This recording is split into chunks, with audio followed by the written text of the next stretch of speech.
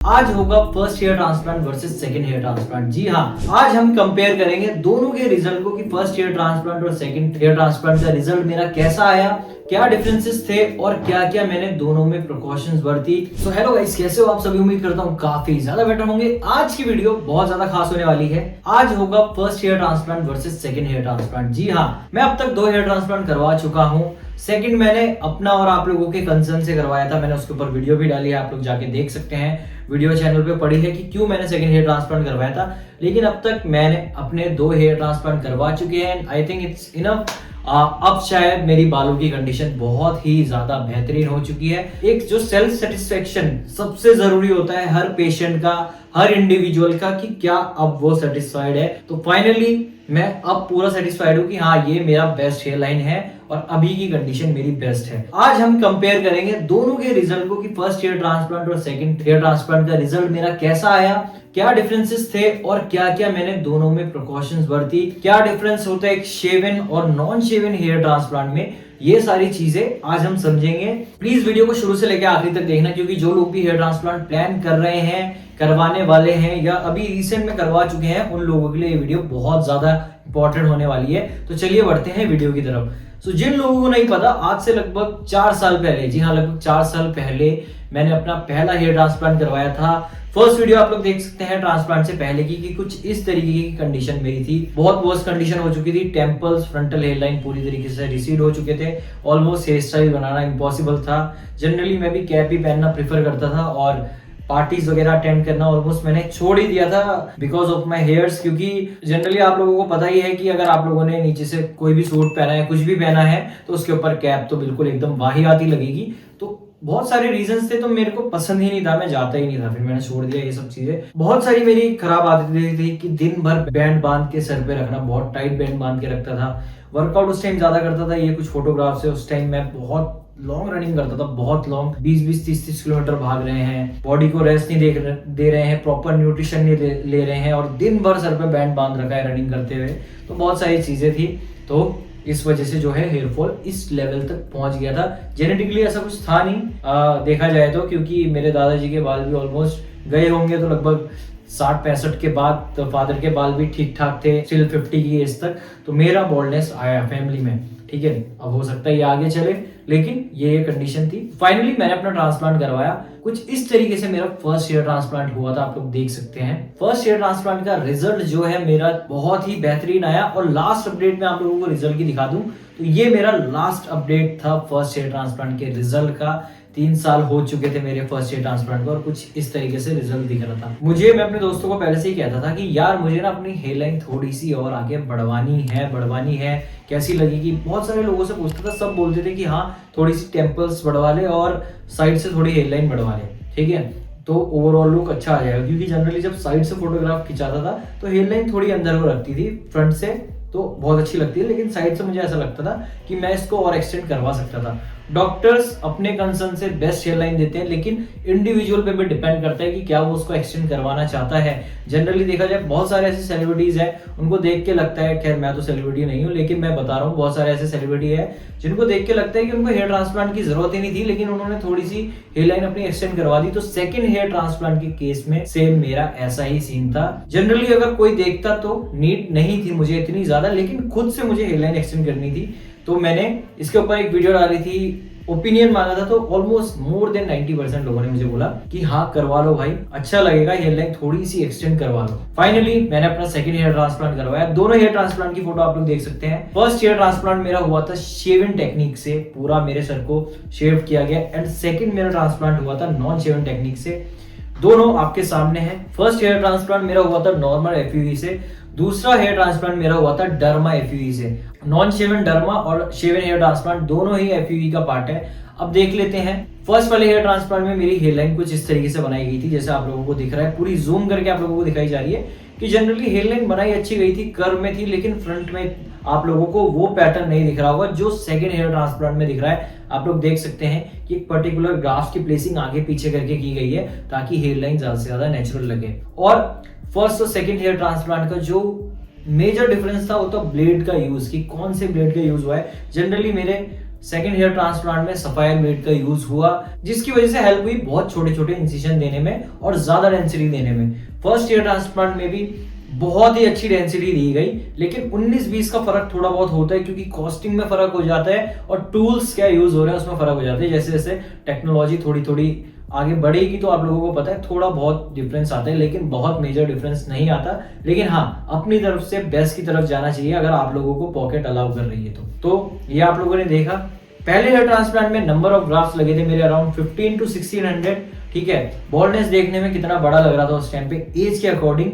And second hair transplant में still 1 से 1.5 centimetre hair line बढ़ाने में भी मेरे 1220 ग्राफ लग गए। ओवरऑल ग्राफ्स अगर आप लोग लगाएं तो लगभग 27 to 2800 ग्राफ मेरे लग गए इस बॉल्डनेस में भी, और तभी हमें एक अच्छी डेंसिटी मिल पाती है जब इतने ग्राफ्स लग जाते हैं।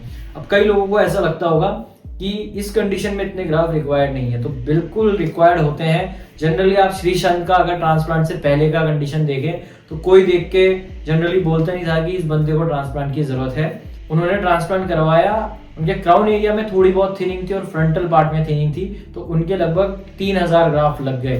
तो मेरा फ्रंटल पार्ट उनसे ज्यादा बॉल्ड था, आप लोग देख सकते हैं बहुत ज्यादा बॉल्ड था। तो ओवरऑल मेरे इतने ग्राफ लगे दोनों ट्रांसप्लांट को मिला के, ठीक है, लगभग 2700 ग्राफ मेरे लग गए। फाइनली रिजल्ट आ रहा था मेरे फर्स्ट हेयर ट्रांसप्लांट का, आप लोग देख सकते हैं लगभग 4 साल पहले की कंडीशन।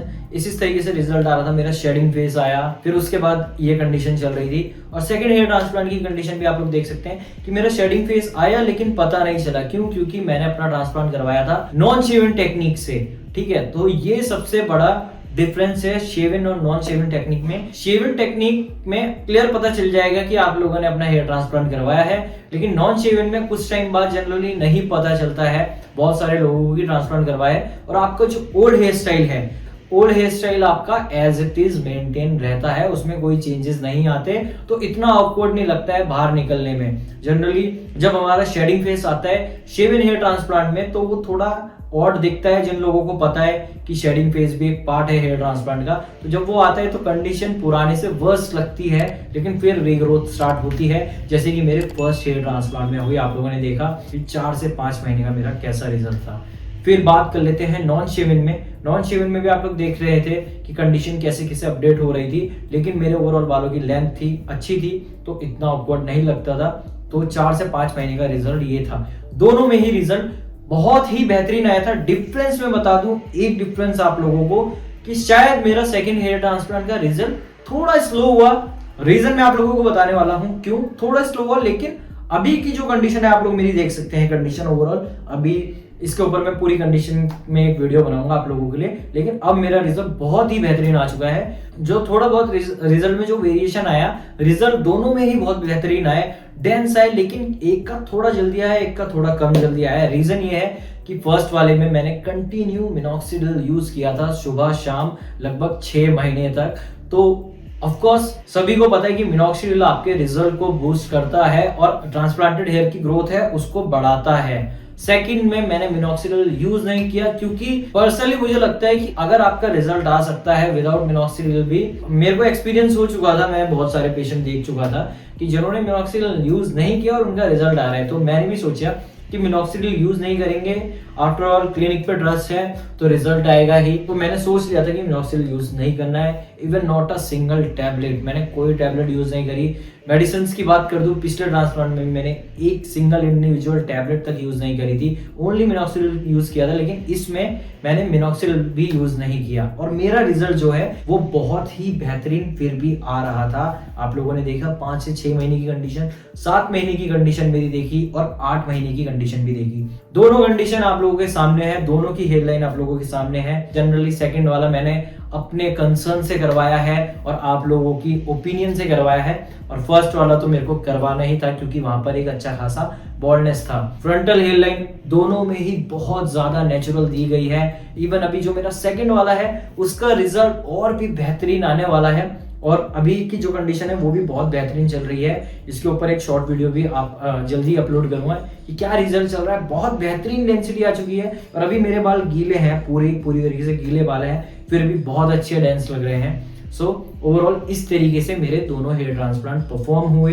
अब बात कर लेते हैं कि मुझे नॉन शेविंग में क्या क्या मेरे साथ डिफिकल्टीज आई जो आप लोगों के साथ आने वाली है और क्या क्या आप लोग कर सकते हैं उसके लिए। सबसे पहली चीज मैं बता दूं कि जब मैंने अपना नॉन शेवन हेयर ट्रांसप्लांट करवाया तो सबसे बड़ी जो डिफिकल्टी थी एक ये थी कि मुझे अपने स्कैल्प में, मुझे अपने बालों में जो एग्जिस्टिंग हेयर से मेरे हमेशा हेयर बैंड लगा के रखना पड़ता था कुछ टाइम तक, जब तक मेरे ग्रास फ्रेश है या एक हफ्ता हुआ या आपका हेड वॉश का पीरियड चल रहा है, इस टाइम पे मुझे हेयर बैंड लगाना पड़ा। क्यों? क्योंकि आपके जो एग्जिस्टिंग हेयर है अगर उनकी लेंथ अच्छी खासी है, उस टाइम पे आप लोगों ने देखा है कि मैंने बाल बढ़वा रखे थे, लेंथ अच्छी खासी है तो ट्रांसप्लांटेड हेयर में बाल अटकेंगे। जिन लोगों ने नॉन शेवन ट्रांसप्लांट करवाया उन्होंने ये फील किया होगा अगर वो हेयर बैंड नहीं लगाते हैं तो अटकेंगे, जिससे ग्रास निकलने के थोड़े बहुत चांसेस बढ़ जाते हैं कि आपके 2-3 ग्राफ्स निकल सकते हैं बालों में अटक के, अगर आप बाल अपने सही करेंगे तो। इसलिए एक चीज ध्यान रखें कि हेयर बैंड हमेशा यूज करें अगर बालों की लेंथ आपकी ज्यादा है और आप नॉन शेवन की तरफ जा रहे हो तो।